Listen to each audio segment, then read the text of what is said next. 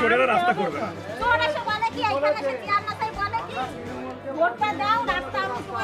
হবে না, ভোটটা আমাদের লিখে দেবে, কাজ শুরুই হয়নি, শেষও হয়নি, টাকা মারা গেছে, লিখে দেবে ভোটে। এতদিন তো চোরদের ভোট দিয়েছেন, রাস্তা হয়নি। এবার আপনাদের ঘরের ছেলে একজন সাধারণ মানুষকে ভোট দিয়ে দেখুন, এই রাস্তা আমি দাঁড়িয়ে থেকে করাবো।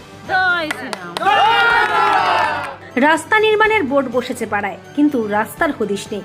সব টাকা তৃণমূল নেতাদের পকেটে গেছে। পাশাপাশি এই এলাকায় বিজেপির ভোটার আছে বলে তৃণমূল ইচ্ছা করে রাস্তা করেনি।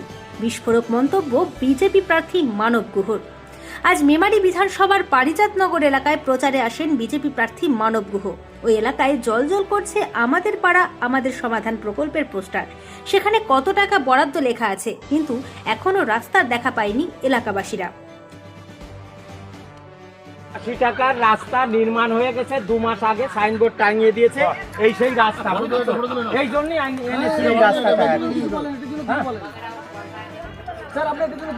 এখানে লেখা আছে না কাজ শুরুর তারিখ, এখানে কোনো কাজ শুরু হয়নি, কাজ শেষের তারিখ, কাজ শেষ হয়নি। একটা পেনে করে এসে ভালো করে লিখে দিয়ে যাবে, কাজ হয়নি, টাকা মেরেছে, লিখে দিয়ে যাবে ভোটটার মধ্যে। ভোটটার মধ্যে লিখে দেবে, কাজ শুরুই হয়নি, শেষও হয়নি, টাকা মারা গেছে, লিখে দেবে ভোটে। বিজেপি প্রার্থী বলেন, পোস্টারে রাস্তার কাজের উল্লেখ থাকলেও বাস্তবে কাজ না হওয়া এবং কোথাও কাজের শুরুর বা শেষের সময়সীমা উল্লেখ না থাকায় তিনি নিজেও অবাক হচ্ছেন। কাজ হয়নি, টাকা মেরে নিয়েছে, এমন কথাও তিনি সেখানে লিখে দেওয়ার কথা বলেন। এরপর তিনি বাড়ি বাড়ি গিয়ে প্রচার চালাতে থাকেন। কোথাও উষ্ণ অভ্যর্থনা, কোথাও আবার সাধারণ মানুষের সঙ্গে সরাসরি মত বিনিময়। এই দুয়েরই ছবি ধরা পড়ে এদিনের কর্মসূচিতে। অনেকেই তার সঙ্গে হাত মেলান, কোলাকুলি করেন, প্রণাম জানান, কেউ জল মিষ্টি দিয়ে আপ্যায়ন করেন, আবার কেউ মালা পরিয়ে স্বাগত জানান। তবে কিছুটা এগোতেই আবারও স্থানীয় মানুষেরা অভিযোগ করে বলেন, প্রতিবারই সবাই আসে, প্রতিশ্রুতি দেয়, কিন্তু রাস্তার কোনো কাজই হয় না। এর জবাবে মানব গুহ বলেন, এটা আমাদের রাস্তা, আমাদেরই করতে হবে, ওরা করবে না, আমাকে জিতিয়ে দিন, আমি করে দেব। এরপর একটি রাধাকৃষ্ণ মন্দিরে গিয়ে প্রণাম করেন। সেখানে এক মা তার কপালে চন্দনের ফোঁটা পরিয়ে দেন। মন্দির চত্বরে আগেই বহু মানুষ তার জন্য অপেক্ষা করছিলেন। তিনি পৌঁছাতেই ভিড় জমে যায় এবং অনেকেই তার সঙ্গে ছবি তোলেন। দাদা, আজকে পারিজাতনগরে এসে কিরকম সাড়া পাচ্ছেন?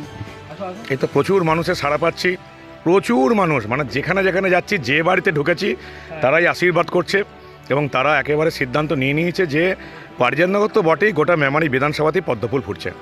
এইখানে একটা জিনিস দেখলাম যে রাস্তার সমস্যা দাবি করছে, আর ওই বিষয়টা কি রয়েছে? রাস্তা হয়নি, আবার সমস্যা কি? এমনকি একটা জায়গায় দেখতে পেলাম যে বোর্ড পড়ে গেছে রাস্তা হয়েছে বলে, 5 লাখ টাকা না কত লাখ টাকা না ছিল না, 5 লাখ টাকার বোর্ড পড়ে গেছে, রাস্তা হয়নি। অর্থাৎ 5 লাখ টাকা তৃণমূলের পকেটে ঢুকে গেছে, কিন্তু রাস্তা হয়নি। কি মনে হচ্ছে কেন হয়নি ওই জায়গাটা রাস্তাটা? এখানে বিজেপির ভোট আছে বলে রাস্তাটা হয়নি।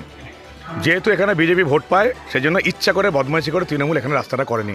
আরেক জায়গায় দেখলাম যে রাস্তা হয়নি বলে তারা ভোট দেওয়ার কথা কিছু একটা বলছিলেন, তারা একদম খুব বিক্ষুব্ধ হয়ে আছে। যারাই আসে নেতারা, এতদিন তৃণমূলের নেতারা এসছে, প্রতিশ্রুতি দিয়ে গেছে, কিন্তু রাস্তা হয়নি।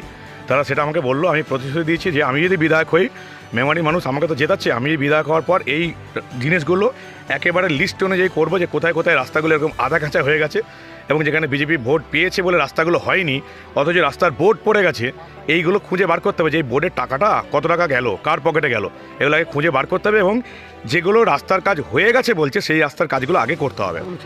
তাহলে কি ওরা ভোট দেবে আপনাকে? একদম, ওরা আমাকেই ভোট দেবে, আমাদেরই ভোটার, আমাদের ভোটার বলেই তো রাস্তাটা হয়নি।